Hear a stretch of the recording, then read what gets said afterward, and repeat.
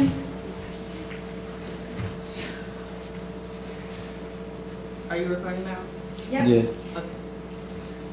Time for a scenario. You and your friends have just realized that a new popular restaurant has opened, and you decide to go. But when you get to the restaurant, you see this sign.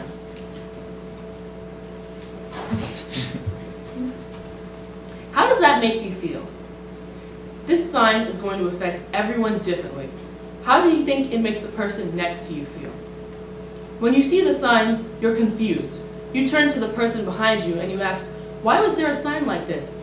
The person says, "Oh, it's fine. The owner just has a preference." Everyone has a preference, whether it be for what animals they like, what food they like, or what movies they like. But when someone has racial preferences, is it still a preference or is it racism? Recently, Emma Tesler, a professional matchmaker, interviewed 1,000 of her clients.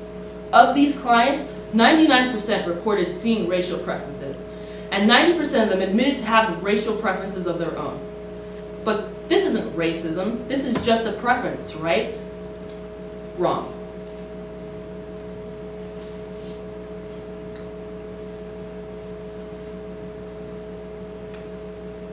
On the left side of this image is what appeared when I Googled racial preferences in dating profiles. On the right side of this image is what happened when I Googled racist Grindr profiles. So tell me, where does the line of preference end and racism begin? Every single one of these is from a different profile, and there are thousands more. So yes, this is a problem, and it isn't only in the US. Fact Survey, a survey site based in the United Kingdom, recently interviewed 850 gay minority men. Of these men, 80% of black males, 79% of Asian males, and 65% of mixed race males admitted to experiencing racism on dating sites just like these. How do you think they feel? Of the many million people that go on dating sites, how many people do you think they feel when they see things just like these? Saying that no, they can't do it, they're not worth your time because of their race. Of the men surveyed, many of them said they felt dehumanized. Many of them said that they feel that it's harder to be black than it is to be gay, because they can hide their sexuality, they can't hide the color of their skin. But this is just a preference. This is something normal. But do you know what else was normal?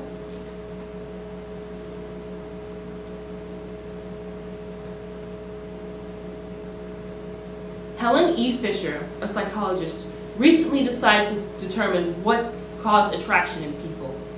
After years of research, she realized that people create love maps based on what they like and what they don't like in a person. These maps can include hair color, eye color, and even personality. But one of the greatest common factors, and the factor that played the most role, was cleanliness. So when you consider an entire race not attractive, what does that say?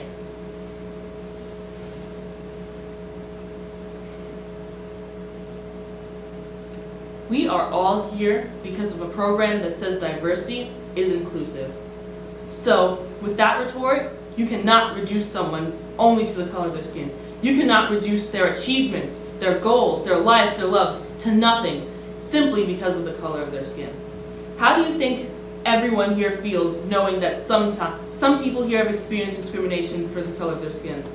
How do you think that someone like me, someone who is in the top 8% of their class, an esteemed Millennium Scholar, a female, how would I feel being reduced to nothing simply because I am black?